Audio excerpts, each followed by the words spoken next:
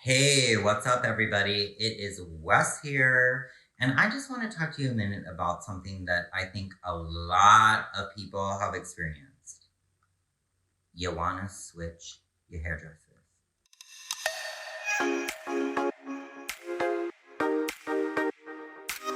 What's going to be like your best approach? So, number one, I would say this. Let's talk about why.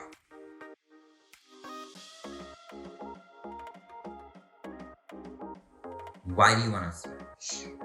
Is it just one of those things where you were scrolling and scrolling and scrolling and you found somebody with like cute hair and you were like, oh my god, they tagged our hairdresser. They like are, 5 minutes from my house. Like they look amazing. You follow that hairdresser and then you're like, dang, their work is pretty good. That happens, right? And I would say a couple things. First of all, how is it going to be if you switch and you come back? What is that dynamic look like? I would say there's a couple different things that you have to consider. Number one, if it's a haircut, usually if a client and goes and gets a haircut somewhere else, like sure, like it could not turn out so well, or like it could be like something completely different than their normal hairdresser would like do, and maybe that's great and maybe that's not so great, right? So that is a very difficult place to be in. It is a lot easier than if you are getting colored. There's a lot of different nuances that go into that, like knowing what the other color line is, like going through and really like ensuring that like, you know what's in your hair, that they go back to the hair. It can also be kind of a little bit expensive. Now, these are not to scare you off from switching. It is not. It's just something that you need to be aware of. And I think you also have to ask yourself, like, what kind of relationship do I really have? There's two parts to it. There's an emotional connective part. That's where we feel really bonded. But then at the end of the day, they're performing a service on you that you in return are paying for. I would just say if you're looking to switch, maybe your first step, if you really, really like your hairdresser, is to bring some references.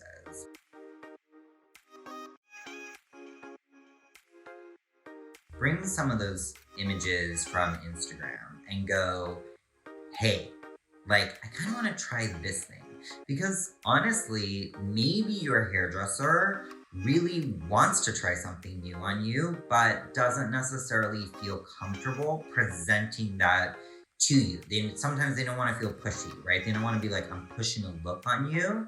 And so that's really one of the things that you might be like bringing into your hairdresser, and you might be overjoyed, right? So is it about the hair? Is it about the haircut? Is it about new color? Is it about something new? And do you think that maybe your hairdresser has it within their realm of possibilities to create something like that for you? That is something that you should just bring to the table first. I would say if you really like your hairdresser, but it's really just about creating change, maybe they're just going to be as excited about change as you are. So start there. Now, and a good reason to switch is if a hairdresser says, no, I'm not really into this, or I don't think that's going to work on you, or I wouldn't do that. Like, if they, in their honest opinion, feel like that they cannot achieve what you're asking for, then it's okay to switch. It really is okay. Because maybe they're right. Maybe it won't work for you, right? And they have to have their own integrity and go, I don't think this will work on you, and so I wouldn't do it. I mean, there's something fresh when you come in and you see someone new, because the joy of having a relationship with your hairdresser is they know a lot about you, but also at the end of the day, we know a lot of information, which can be really valuable, but sometimes that can like limit our decisions. And it's not that we're limiting because we want to limit you, it's just that we want to ensure that what we give you will actually perform in real life. So, if someone says no and you're really wanting to do it, then go for it.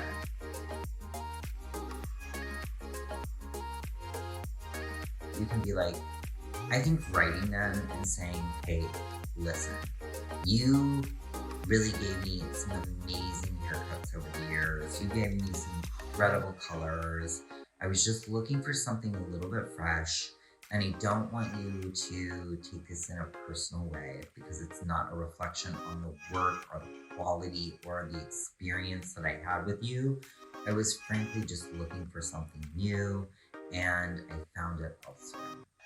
I think you can say that. And I know that if someone comes to me and writes me, I don't think they need to show up, but I think that it's nice for them to write you and go, hey, I just want to let you know, I need to give you an update. This is, I just moved on. And there's so many different reasons why people move on. And you have to remember, as a hairdresser, we really, really are deeply, deeply connected and committed to having you have a great experience. So whenever you kind of just go and we don't see you and we see a post on Instagram and you tag some other hairdresser, like, there's a whole story that goes on here. So really, at the end of the day, just sending someone a note and being like, I want to let you know, this is the reason why I switched. It wasn't really any of these things. I really appreciate your work, but I feel like we had gotten in a place where I was kind of feeling like stuck creatively. So I just wanted to go explore somewhere else and something new. I hope that you understand that this is not a reflection of quality or the experience that I had, because it was exceptional. Let them know that they did a great job. It's just that you needed something new, and you felt like you could only really achieve that by going out and kind of working with someone new. So I think just keeping the line of communication open is really key here.